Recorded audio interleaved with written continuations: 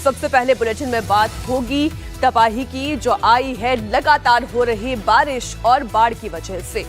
भारत के दो पहाड़ी स्टेट जहां पर आसमानी अटैक से कोहराम मच गया है। हिमाचल टू उत्तराखंड सैलाबी संकट से हालात डेंजर बने हुए हैं।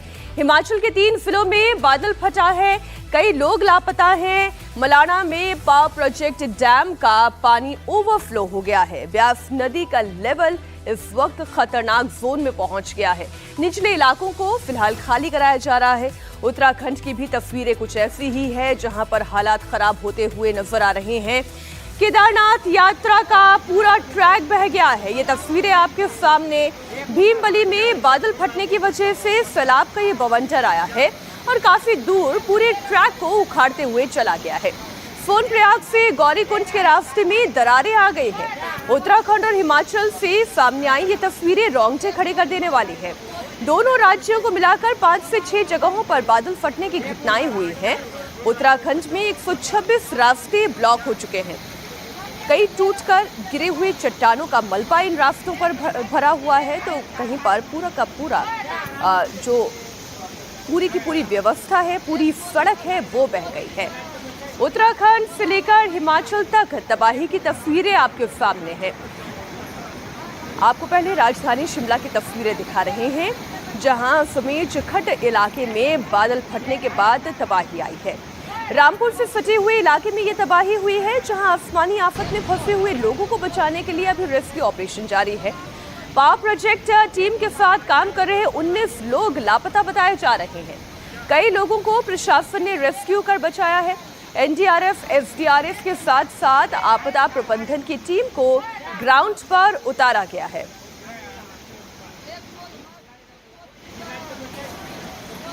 ये एक तस्वीर देखिए, कितनी भयानक तस्वीरें हैं। सैलाब के अटैक से जो तबाही आई, ये तस्वीर हिमाचल प्रदेश के कुल्लू जिले की, जहां पर पूरा का पूरा घर कैसे नीचे आकर गिर गया है। भारी भरकम बिल्डिंग ब्यास नदी के इस बहाव को बर्दाश्त नहीं कर पाई और किनारे पर बना हुआ ये घर, ये बहुमंजिला इमारत धड़ा।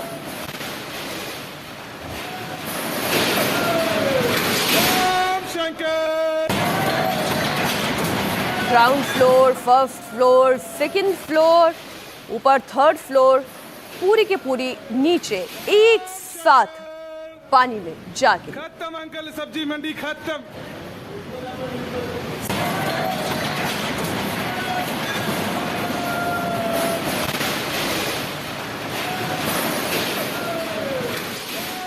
कुल्लू के मणिकर्ण घाटी में बादल फटने के बाद 30 बारिश के चलते मलाना में डैम का पानी ओवरफ्लो हो गया और इसी की चपेट में कई निचले इलाके आ गए।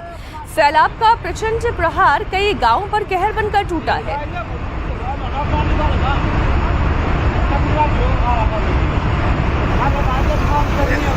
चल दुकान चालू बोले।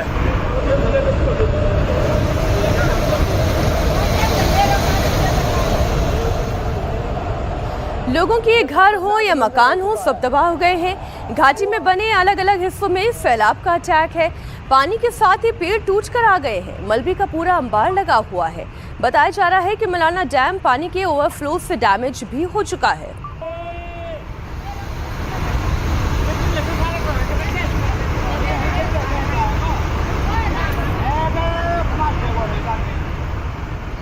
उत्तराखंड में भी 3 अलग अलग जगहों पर बादल फटने से हालात बेकाबू हैं। टिहरी, गढ़वाल, अल्मोड़ा के जागेश्वर और केदारनाथ ट्रैक पर बादल फटा है। तस्वीरें केदारनाथ यात्रा पैदल रूट की हैं। यहाँ भीमबली में बादल फटने से सैलाब उमड़ आया है। पानी के प्रचंड वेग से पूरे इलाके में दहशत है। केदार घाटी में भीमबली के बाद बादल फटने से कई रास्ते उखड़ गए हैं। और ये रामबड़ा से कुछ पहले की वीडियो है।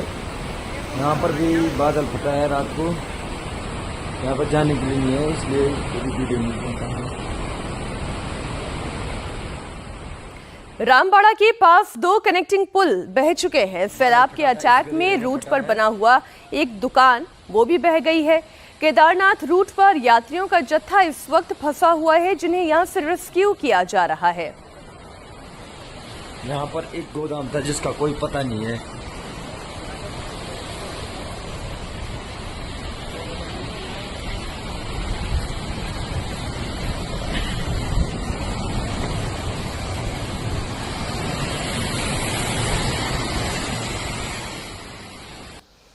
केदारनाथ रूट पर हालात इस वक्त बहुत ज्यादा खतरनाक बने हुए हैं। पानी के प्रचंड प्रहार से सोनप्रयाग से लेकर गौरीकुंड तक जाने वाला पूरा का पूरा रास्ता बह गया है। सैकड़ों मुसाफिर अलग अलग इलाकों में यहां पर फंसे हुए हैं। पुलिस प्रशासन की टीम लगातार अलर्ट मोड पर है।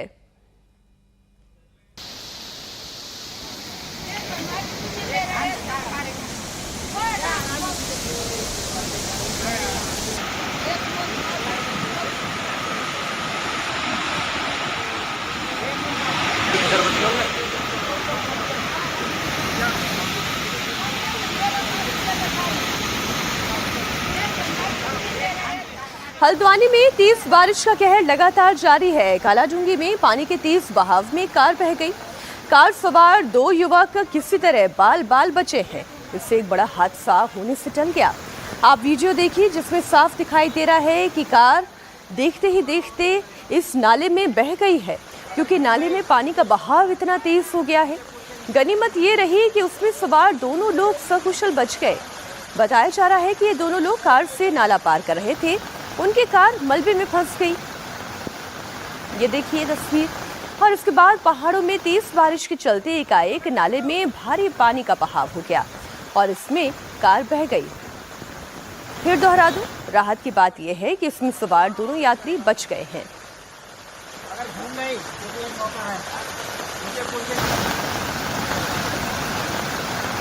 अल्मोड़ा के प्रसिद्ध जागेश्वर धाम में भारी बारिश के बाद जटागंगा का पानी उफान पर है। मंदिर के योग मैदान के पुल के साथ साथ घाट में भारी जागेश्वर से ऊपर की तरफ जो पहाड़ों पर बादल फटने की वजह से नदियों में पानी आया है, लगातार नदियों का जलस्तर बढ़ता जा रहा है। बहुत नुकसान हुआ है, दीवारें गिर गई हैं। जिलाधिकारी यहां पर जानकारी के बाद जब पहुंचे तो फिर शेरघाट क्षेत्र में और जयगन नदी में जलस्तर बढ़ा हुआ पाया गया।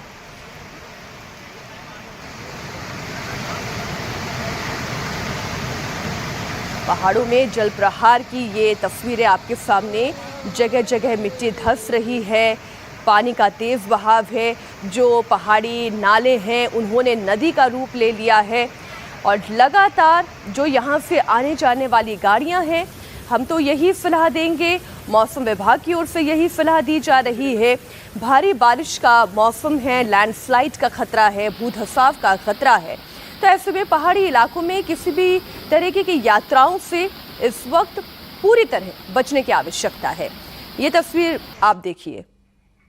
मंडी जिले की एक तस्वीर आपके सामने है। पानी के प्रचंड प्रहार की चपेट में पूरा का पूरा मंदिर आ गया है।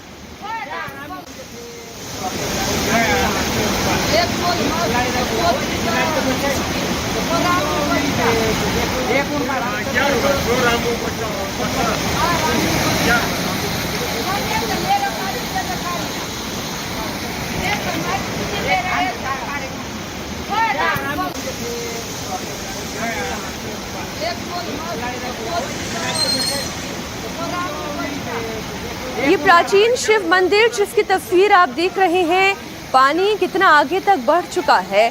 पानी का वेग इतना तेज है और पानी का रंग मटमैला आपको नजर आ रहा होगा, क्योंकि तेज बारिश के बाद पहाड़ों से भी मिट्टी दरकते हुए नीचे आती है और यही मिट्टी पानी के साथ मिलकर मलबे की शक्ल में बहती हुई नजर आती है। उत्तराखंड से लेकर हिमाचल तक कुदरती भारी तबाही मचाई हुई है। रुद्रप्रयाग जिले में आने वाले केदारनाथ के रूट में भीमबली, उत्तराखंड के अल्मोड़ा, घनसाली में जमकर कहर बरपा है। हिमाचल के कुल्लू में भी आने वाला मलाड़ा, शिमला के समेत खड्डू इलाका, मंडी के थलटू खोड़ में भी बहुत नुकसान पहुंचा है।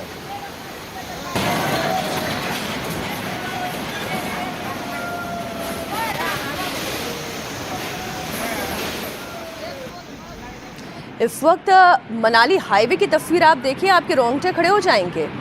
सड़क टूटी हुई आपको नजर आ रही है। दूसरी तरफ से पहाड़ का एक बड़ा हिस्सा भी जो है, जो आप देख रहे हैं, पानी के साथ मिलकर आगे की तरफ बढ़ रहा है। ये ब्यास नदी है और ब्यास नदी का बहाव इतना तेज है कि अपने साथ सड़क का एक हिस्सा बहाकर ले गई है।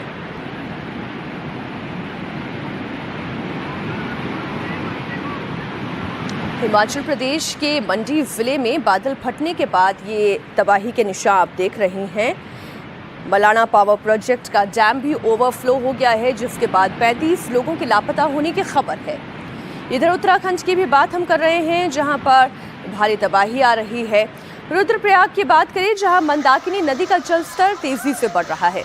गौरीकुंड में नदी के किनारे बसे हुए लोगों से दुकानें खाली करवाई जा रही हैं। होटल्स और बाजारों को भी खाली करने का निर्देश दे दिया गया है। हालात बिगड़ने के चलते लोगों में एक भगदड़ जैसी स्थिति बनी हुई है। वो तमाम लोग जो बारिश के इस मौसम में पहाड़ों का रुख करते हैं, जो वहाँ के अपने रहवासी नहीं हैं बल्कि अलग अलग प्रदेशों से यहाँ पर घूमने के लिए आते हैं, उनके लिए तो ये स्थिति और ज़्यादा चुनौतीपूर्ण है।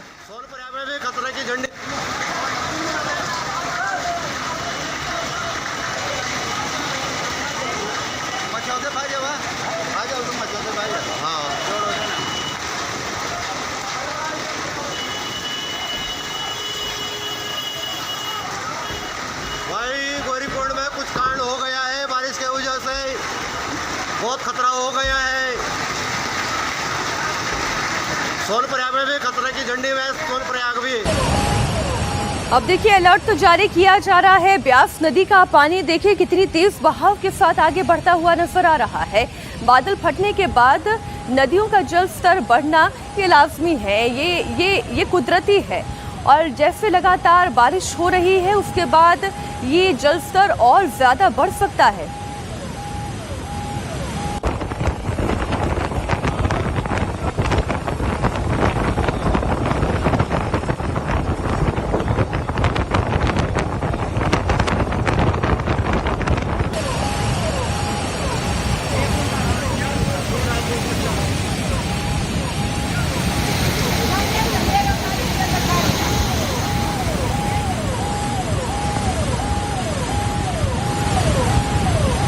एक खबर देहरादून से भी आपके सामने रख दे। हिमाचल प्रदेश के अलावा उत्तराखंड की अगर बात करें तो यहाँ पर भारी बारिश की वजह से भूस्खलन की घटनाएं सामने आने लगी हैं। ये 126 मार्ग की तस्वीरें हैं, जहां पर आवागमन इस वक्त पूरी तरह से ठप हो गया है। आप देखिए, पहाड़ का कितना बड़ा हिस्सा टूटकर सड़कों पर आ गिरा है। मलबा सड़क पर बहुत ज्यादा होने की वजह से यहाँ से आना जाना तो मुश्किल है।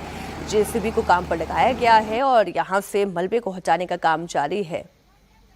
हिमाचल से लेकर उत्तराखंड तक सैलाबी संकट की वजह से जहां जहां पर स्थितियां बहुत ज़्यादा मुश्किल बनी हुई हैं, वो आपको बता दें कहां कहां कौन सी घटनाएं सामने आई हैं इस तबाही की वजह से। जो उत्तराखंड है, पहले वहां की रिपोर्ट आपको दे दें। 4 से 5 एरिया ऐसे हैं जहां पर बादल फटने की घटनाएं सामने आई हैं। केदारनाथ का जो ट्रैक है भीमबली के पास का, वो ट्रैक बह गया है। कई जिलों में लैंडस्लाइड की घटनाएं आई हैं और 126 रास्ते फिलहाल के लिए बंद कर दिए गए हैं। बॉर्डर रोड जो कि है, वहां पर भी बड़ा डैमेज हुआ है, उससे भी अभी रिपेयरिंग की आवश्यकता है। कई और जिलों में इस वक्त भारी बारिश के बाद लैंडस्लाइड के लिए भी रेड अलर्ट जारी किया गया है। अपडेट आपको हिमाचल प्रदेश की दे दें। 3 से 4 जगह से बादल फटने की घटनाएं सामने आई। मंडी में भी और रामपुर में भी बादल फटने के बाद भारी बारिश हुई है, जिसकी वजह से कुल्लू की एक तस्वीर हम आपको बता दें, जहां बिल्डिंग जमींदोज हुई। पूरी की पूरी 3 मंजिला इमारत अचानक से नदी के बहाव को नहीं बर्दाश्त कर पाई, वो नीचे आ गिरी। ब्यास नदी इस वक्त डेंजर लेवल से ऊपर बह रही है। पावर प्रोजेक्ट का डैम जो है वो भी ओवरफ्लो हो चुका है।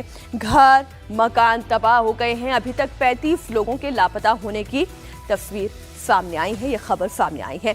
आइए अब आपको कुछ अपडेट बिहार से भी दे देते हैं। बिहार के रोहतास जिले की तस्वीर, जहां पर इस वक्त पानी का बहाव कितना तेज है। ये तस्वीर वाटरफॉल की है, जहां पर अचानक बाढ़ आने के बाद 35 लोग फंस गए हैं। वाटरफॉल के दूसरी ओर फंसे हुए लोगों में एकाएक चीख पुकार मच गई। पहले आप ये तस्वीरें गौर से देखिए।